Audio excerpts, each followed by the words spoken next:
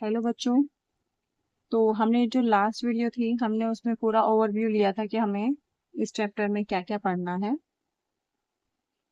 और आज हम इसको आगे बढ़ाते हैं। हमारा चैप्टर था स्ट्रक्चर ऑफ एटम। तो इसका जो पहला चीज थी वो थी हिस्ट्री। ठीक है, सबसे पहले हम क्या पढ़ेंगे? हिस्ट्री। तो सबसे पहले तो हमें पता होना चाहिए कि जो डिफरेंट केमिकल एलिमेंट्स हैं, जो डिफरेंट केमिकल एलिमेंट्स हैं, ठीक है, डिफरेंट केमिकल एलिमेंट्स हैं, उनका बिहेवियर अलग अलग होता है। बिहेवियर क्या होता है? दे शो डिफरेंट बिहेवियर।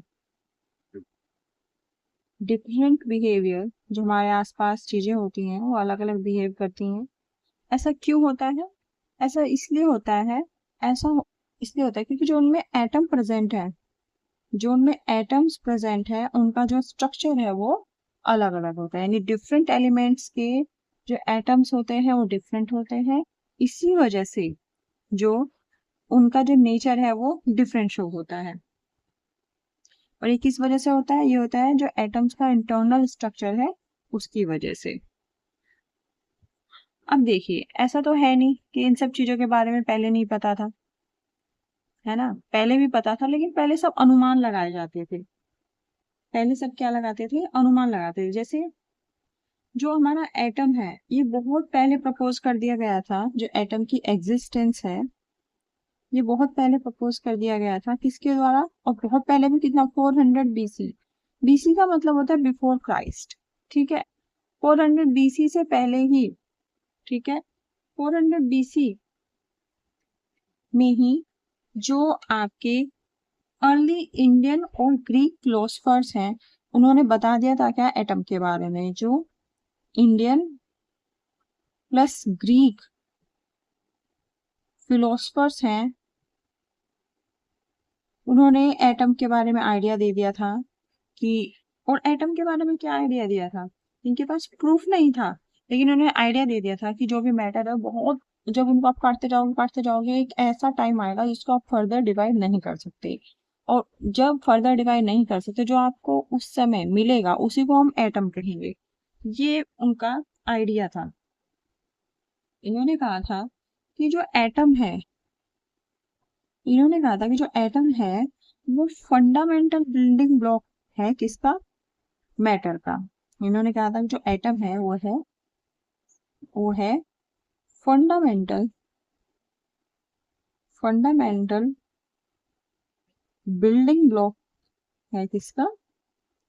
मैटर का। जितना भी हम अपने आसपास मैटर देखते हैं उसका जो फंडामेंटल बिल्डिंग ब्लॉक है वो क्या है? एटम। मतलब जो उसकी सबसे छोटी यूनिट है वो क्या होगी? आपकी एटम होगी।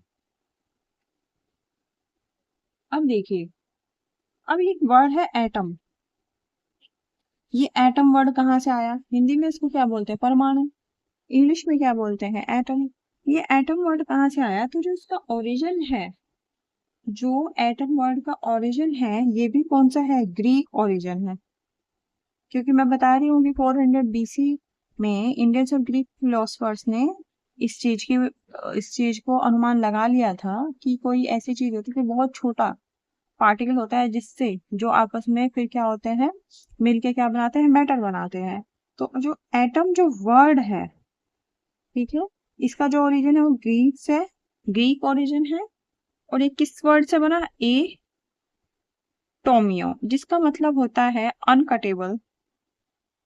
अनकटेबल, या फिर इसका मीनिंग होता है, या फिर आप बोल सकते हो नॉन डिविजिबल, मतलब जिसको फर्दर आप डिवाइड नहीं कर सकते हैं। तो अब मैं तब से क्या कह रही हूँ कि ये सब स्पेकुलेशन से, ये सब अनुमान है, एक्सपेरिमेंटली प्रूफ ये सब चीजें नहीं थी।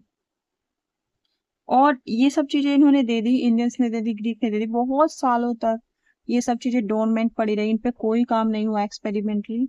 फाइनली फाइनली ये आइडिया रिवाइव हुआ 19th सेंचुरी में। ठीक है, जो एटम का आइडिया है ये रिवाइव हुआ किसमें? 19th सेंचुरी में। और उस समय एक टीचर थे, बहुत ही फेमस टीचर, जिनका नाम आप सबने सुना होगा, जिनका नाम था जॉन डॉल्टन। जिनका नाम क्या था? John Dalton. इन्होंने दी थी क्या? Atomic theory of matter. John Dalton, इन्होंने अपनी एक थ्योरी दी जिसको हम बोलते हैं एटॉमिक थ्योरी ऑफ मैटर, या फिर इसको बोलते हैं हम डॉल्टन्स एटॉमिक थ्योरी। यस, फिर इसको बोलते हैं डॉल्टन्स एटॉमिक थ्योरी।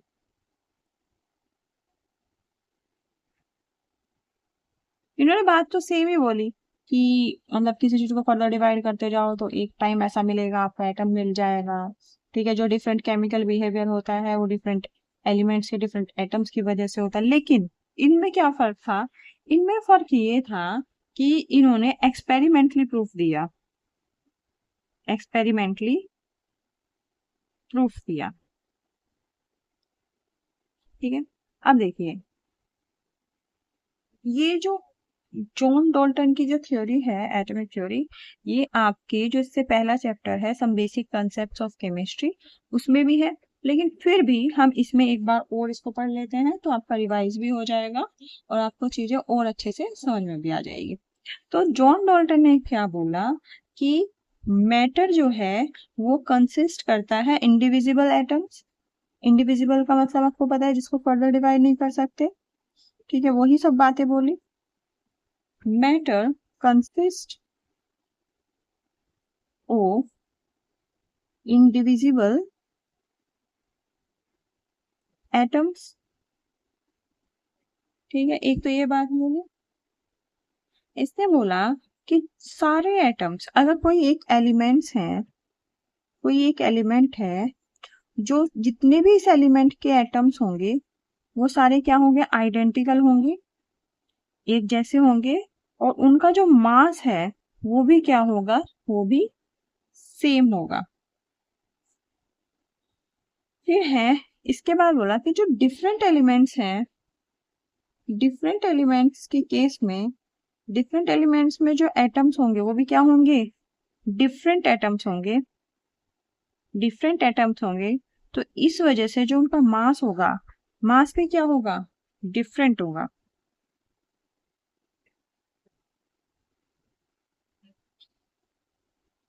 तो इसने बोला कि जब डिफरेंट एलिमेंट्स के एटम कंबाइन करते हैं एक फिक्स रेशियो में तो क्या बनता है? Compound.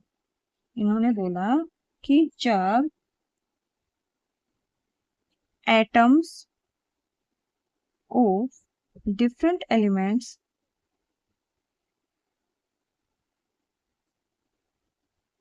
combine in a fixed ratio तो क्या बनता है? Then compound form।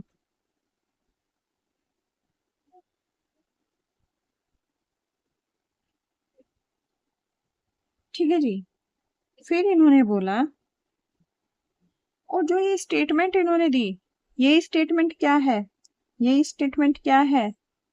ये स्टेटमेंट आपका एक रूल है जिसको बोलते हैं लॉ ऑफ कांस्टेंट कंपोजिशन। यही क्या है? लॉ ऑफ कांस्टेंट कंपोजिशन, जो किसने दिया था? ठीक है, तो ये सब चीजें मैटर नहीं करती। ठीक है, कि किसने क्या दिया, बात यह है कि इसने ये चीज प्रूफ कर दी। बाकी जो लॉ ऑफ कांस्टेंट कंपोजिशन है इसे ही बोलते हैं लॉ ऑफ डेफिनेट प्रोपोर्शन। और ये दिया था आपका जोसेफ प्राउस्ट ने। जोसेफ प्राउस्ट ने क्या कहा था कि अगर कोई गिवन कंपाउंड है, ठीक है, हमेशा उसमें जो आपके एटम्स हैं वो exactly same proportion of elements होता है बाय वेट। कि जो आपका गिवन कंपाउंड है उसमें एग्जैक्टली सेम प्रोपोर्शन होता है एलिमेंट्स का बाय वेट। इन्होंने क्या किया कि एक्सपेरिमेंट किया, इन्होंने बनाया कैल्शियम कार्बोनेट। ठीक है, एक तो नेचर में पाया जाता है CaCO3, फिर इन्होंने लैब में बनाया CaCO3। तो दोनों का जो केमिकल कंपोजिशन था सेम था। तो इन्होंने बोला कि कोई भी अगर कंपाउंड एग्जिस्ट करता है तो जो उसका जो एलिमेंट्स का प्रोपोर्शन होता है वो बिल्कुल फिक्स होता है। ऐसा नहीं कि लैब में कुछ बन जाएगा और नेचर में कुछ और पाया जाता है। ठीक है, तो यहां से तो ये इसने प्रूफ कर दिया डाल्टन ने, क्या, लॉ ऑफ कांस्टेंट कंपोजिशन। फिर एक स्टेटमेंट दी थी जॉन डाल्टन ने बोला था कि जो आपकी केमिकल रिएक्शंस होती हैं, जो केमिकल रिएक्शंस होती हैं उनमें क्या होता है, उनमें क्या होता है, रीऑर्गेनाइजेशन ऑफ एटम्स होता है। ठीक है, जैसे H2 प्लस हाफ O2 लिया तो H2O बन गया। तो यहाँ दो एटम आपके हाइड्रोजन के हैं, यहाँ भी, यहाँ एक एटम ऑक्सीजन का है तो यहाँ भी। तो रीऑर्गेनाइजेशन हो गया, मतलब कोई भी एटम लॉस नहीं हुआ, ना ही कोई नया एटम इसमें ऐड हुआ। तो यहाँ से प्रूफ होता है क्या, यहाँ से एक लॉ प्रूफ हो जाता है जिसको हम बोलते हैं, यहाँ से प्रूफ हो जाता है law of conservation of mass.